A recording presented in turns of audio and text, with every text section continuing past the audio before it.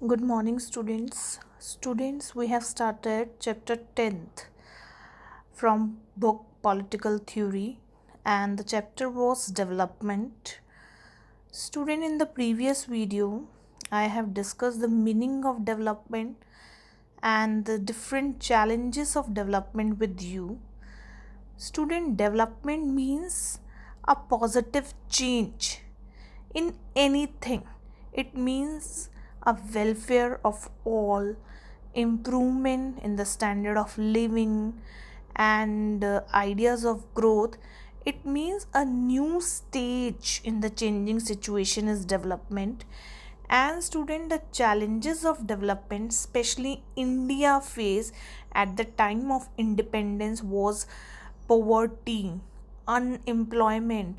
So there were so many challenges to our development. Agriculture was in the stagnation, no growth as compared to other European countries. India that time was very poor and there was no development. So as a result, we have adopted 5-year plans. First 5-year plan 1951 to 56, and then second 5-year plan, then third 5-year plan, and students so on. And in the first 5-year plan, we mainly focus on agriculture. Bhakra Nangal Dam was introduced, many land reforms were introduced, abolishment of Jamindari system was there. Similarly, in the second 5-year plan, we mainly focus on the rapid industrialization, and so many public sectors were introduced like railways, communication.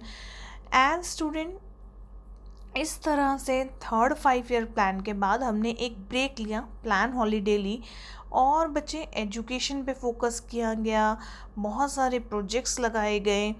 Modernisation, industrialisation के through हमने जो है development, एक plan development, क्योंकि बच्चे मैं इसको plan इसलिए कह रही हूँ क्योंकि हमने प्लानिंग के साथ किया था कि 5 ईयर्स में हमने क्या क्या अचीव करना है। देन इसके बाद बचे, इसका जो मेन ऑब्जेक्टिव था, to reduce the inequality and to improve and increase the health of the country. After this I discuss the social cost of development and the environmental cost of development with you. और मैंने एक example लिया था dams का। पंडित जवाहरलाल नेहरू ने तो बोल दिया that dams are the temples of modern India, but बच्चे इसकी सोशल कोस्ट क्या थी, इसकी इन्वायरमेंटल कोस्ट क्या थी। इसका मतलब द नेगेटिव इम्पैक्ट, कि किसको क्या क्या जो है लॉस बियर करने पड़े। जैसे कि जो ओपोनेंट्स थे, the 1 million people they were displaced, और जब लोग डिस्प्लेस होते हैं तो उसके साथ उनका जो लाइवलीहुड है या कल्चर, उनका भी एक लॉस होता है। सिमिलरली बच्चे, इन्वायरमेंटल कोस्ट में मैंने आपको बताया था कि कैसे जो है ग्रीन हाउसेस गैसेस का इफेक्ट बढ़ता जा रहा है। It leads to global warming and somewhere floods and air pollution.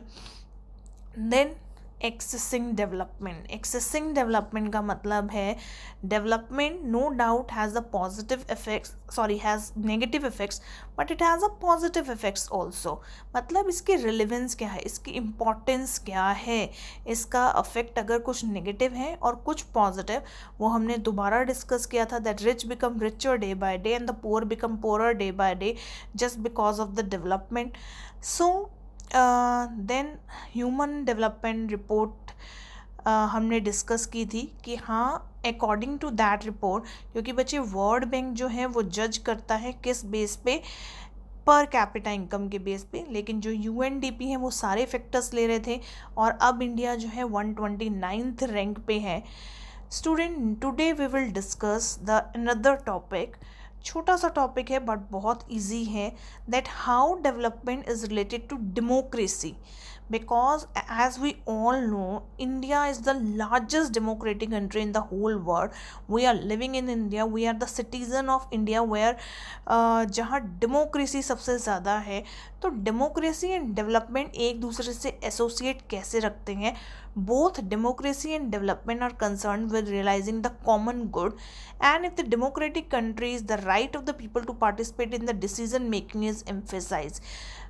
हम क्योंकि डेमोक्रेसी में रह रहे हैं तो कहीं ना कहीं बच्चे डेवलपमेंट के जितने भी डिसीज़न लिए जाएंगे उसमें भी हम अपना पार्टिसिपेशन कर सकते हैं, उसमें भी हम अपना डिसीज़न जो है दे सकते हैं, because we are in a democratic country. अगर मैं किसी डिक्टेटरशिप कंट्री में रह रही होती, नॉर्थ कोरिया में रह रही होती, तो उस टाइम तो फिर भी मुझे मेरे माइंड में था कि मैं उनसे कोई भी क्वेश्चन रेज नहीं कर सकती कि आपने ये डैम क्यों लगाया, आपने ये प्रोजेक्ट क्यों लगाया। लेकिन क्योंकि मैं डेमोक्रेटिक कंट्री में रह रही हूँ तो यहाँ पे मैं गवर्नमेंट से एक क्वेश्चन कर सकती हूँ अगर मुझे उस डेवलपमेंट का कोई नेगेटिव या साइड इफ़ेक्ट मेरे ऊपर या मेरी फैमिली के ऊपर आ रहा है। तो यहाँ एक पॉजिटिव चीज़ क्या है कि जो डेमोक्रेसी है, डेमोक्रेटिक कंट्रीज़ हैं, वहाँ नो डाउट डेवलपमेंट हो रही है, बट आप उसकी डिसीजन मेकिंग में भी पार्टिसिपेट कर सकते हैं, आप उसे अपोज भी कर सकते हैं। Then increasing the power and resources of local bodies thus emphasised. बच्चे हमने मेनली देखा जो डैम्स हैं वो रूरल एरियाज़ में लगते हैं, तो अब जो है यहाँ डिसेंट्रलाइजेशन की बात हो रही है पावर की। डिसेंट्रलाइजेशन का मतलब होता है इस टाइम अगर इंडिया में देखें सेंटर की सरकार सबसे ज़्यादा पावरफुल है, उसके पास स्टेट गवर्नमेंट है, देन जो हमारी थर्ड लोकल गवर्नमेंट है वो 1991 के बाद इवन थोड़ा सा ये कह लो जागी है डिसेंट्रलाइजेशन की वजह से, क्योंकि कुछ पावर्स जो है स्टेट से या सेंटर से लेकर लोकल बॉडीज़ को दी गई। और बच्चे ये एक सजेशन है कि जो लोकल बॉडीज़ हैं, जो लोकल पंचायत हैं, उनकी पावर को और ज़्यादा इंक्रीज़ करना चाहिए, ताकि अगर कोई डैम या कोई भी ऐसा प्रोजेक्ट जो उनके रूरल एरियाज़ में आ रहा है और उनको लग रहा है कि नहीं ये हमारे लिए ठीक नहीं है, तो वहाँ वो इंटरफेयर कर सके through their powers. Then do you think that all the decision regarding road, metro routes, park, school location should be taken by the general public? अगर मैं यहाँ पे पार्टिसिपेशन की बात कर रही हूँ, डिसीजन मेकिंग की बात कर रही हूँ, तो क्या आपको लगता है कि ये जितने भी डिसीजन है रिगार्डिंग रोड, मतलब यहाँ फ्लाईओवर बनना चाहिए या नहीं बनना चाहिए, ये मेट्रो रूट होना चाहिए, यहाँ पार्क की लोकेशन होनी चाहिए, यहाँ स्कूल्स होने चाहिए, should be taken by the general public? क्या पब्लिक को लेने चाहिए डिसीजन या नहीं? ये हम ऑनलाइन क्लास में डिस्कस करेंगे और इसका आंसर आप प्लीज़ अपने माइंड में बहुत ध्यान से, यस कह रहे हो तो उसके पॉइंट, नो कह रहे हो तो भी उसके पॉइंट्स आपके माइंड में क्लियर होनी चाहिए। Then involvement in planning allows people to direct resources toward their needs, and a decentralized approach to development make it possible to use the various kinds of technology tradition modern in a creative manner।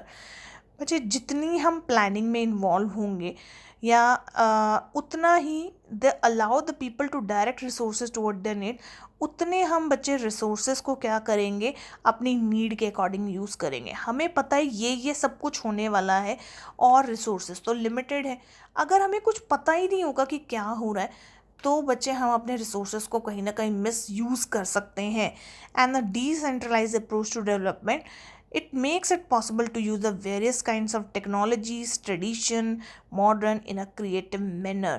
और अगर बच्चे हम जो हैं सबको मिलजुल कर एक डिसीज़न ले कि भाई ये प्रोजेक्ट है, इससे ये डेवलपमेंट होनी है, बैलेंस डेवलपमेंट होनी है, तो बच्चे कहीं ना कहीं एक क्रिएटिविटी निकल कर आएगी, टेक्नोलॉजीज़ को हम बेटर यूज़ कर सकेंगे, हम अपने रिसोर्सेज को बेटर यूज़ कर सकेंगे in the case of development. और बच्चे जहाँ मैं प्लान डेवलपमेंट की बात करती हूँ, प्लान डेवलपमेंट का मतलब होता है प्री प्लानिंग करके प्लान डेवलपमेंट करना। और जहाँ बैलेंस डेवलपमेंट की मैं बात कर रही हूँ, बैलेंस का मतलब है ऑल ओवर इंडिया। ऐसा नहीं है कि नॉर्थ में हो जाए, साउथ में रह जाए, ईस्ट में हो जाए डेवलपमेंट और वेस्ट में आ जाए। तो हमें कुछ अपनी पॉलिसीज़ जो हैं ऐसी बनानी है जिससे तीन चीज़ें हों। फर्स्ट प्लान डेवलपमेंट हो, देन सेकेंड बैलेंस डेवलपमेंट हो, and the third one is sustainable development हो। ये जो टॉपिक है आपका डेवलपमेंट का, ये तीनों तरह की डेवलपमेंट जो है कवर अप करेगा। Then the last is development and the lifestyle. It means इतनी डेवलपमेंट हो गई तो हमारे लाइफ स्टाइल में क्या चेंजेस आए हैं, कुछ पॉजिटिव चेंज भी आए हैं और कुछ नेगेटिव चेंज भी आए हैं, ठीक है ना। अगर मैं पॉजिटिव की बात करूँ, टेक्नोलॉजीज़ बहुत ज़्यादा आ गई हैं। ग्लोबलाइजेशन स्पेशली 1991 में जब से हमने LPG अडॉप्ट किया, लिबरलाइजेशन, प्राइवेटाइजेशन एंड ग्लोबलाइजेशन, तो उसके बाद मेरे पास लेटेस्ट टू लेटेस्ट जो है फ़ोन है, जैसे 2002 तब नोकिया 11 ही था सबके पास, ठीक है ना, लेकिन आजकल तो एंड्रॉयड फ़ोन्स आ गए हैं, जस्ट क्योंकि वो डेवलपमेंट हुई है ना कहीं हमारी कंट्री ने बाकी कंट्रीज़ के साथ ग्लोबलाइजेशन से थ्रू कनेक्ट करना शुरू हुआ। तो बच्चे, अगर मैं पॉजिटिव इम्पैक्ट की बात करती हूँ तो मेरी लाइफ बहुत अच्छी हुई। Avenues from the freedom, cooperation and role making में मेरा पावर बड़ी है कि पहले जो है हम गवर्नमेंट के आगे अपना पॉइंट ऑफ व्यू नहीं रख सकते थे, या ये कह लो उस टाइम कोई रखता ही नहीं था, इतना अवेयरनेस नहीं थी, रख तो हम उस टाइम पे भी सकते थे क्योंकि हम डेमोक्रेटिक कंट्री में हैं। तो बच्चे, कॉपरेशन हुई गवर्नमेंट के साथ, गवर्नमेंट भी कॉपरेट कर रही है, हम भी कॉपरेट कर रहे हैं कि ये प्रोडक्ट पे ऐसा होना चाहिए, ये नहीं, लोगों का ओपिनियन सुना जाने लगा है। And avenues from the freedom, हमें जो है अपने कंट्रीज़ के साथ साथ दूसरी कंट्रीज से जुड़ने का मौका मिला है। चाइना का एक एक प्रोडक्ट जो सिर्फ पहले चाइना में बिकता था, अब चाइना के टॉयज़ इंडियन मार्केट में आ गए हैं। तो बच्चे, डेवलपमेंट का लाइफस्टाइल पे चेंज तो आया है, सब स्पेशली हमारी लाइफ बिल्कुल स्टाइल चेंज हो गया है। अच्छे से अच्छा ब्रांड हमारे पास अवेलेबल है in the clothing, in the technology specially. तो बच्चे, ये डेवलपमेंट का पॉजिटिव इम्पैक्ट है on the lifestyle. Then the negative impact जो डेवलपमेंट के ही हक में नहीं है, या ये कह लो, क्योंकि मैंने आपको बताया था कि डेवलपमेंट जस्टिस के साथ भी जुड़ा हुआ है। ऐसा ना हो किसी एक पर्सन के साथ जस्टिस हो और किसी एक के साथ इनजस्टिस हो जाए। तो बच्चे, जो इनजस्टिस वाले हैं, जिनको लगता है कि नहीं डेवलपमेंट के नाम पर हमें बेवकूफ़ बनाया गया, क्योंकि डैम्स जब लगते हैं तो मैंने आपको बताया कि एक पार्टी का तो प्रॉफिट होता है लेकिन एक का लॉस भी होता है। सो नेगेटिव इम्पैक्ट में वो क्या कह रहे हैं, कोई फ्रीडम नहीं, no low standard of living, और जो लिविंग स्टैंडर्ड है वो कम हुआ है, पॉवर्टी बढ़ी है, एंड कहीं ना कहीं इन्फ्लेशन भी शायद डेवलपमेंट की वजह से ही बढ़ रही है। और बच्चे, कोई फ्रीडम नहीं है। फ्रीडम मतलब वो लोग बेचारे कहते कहते थक जाते हैं कि इसका ये भी नेगेटिव इम्पैक्ट है, इकोलॉजिकल इम्बैलेंस भी बिगड़ रहा है डैम्स की वजह से, लेकिन उनकी कोई सुनवाई नहीं है। So student, I hope these two topics, democracy and development and the development in the lifestyle is clear to you. If you have any doubt, student, you can call me. Thank you.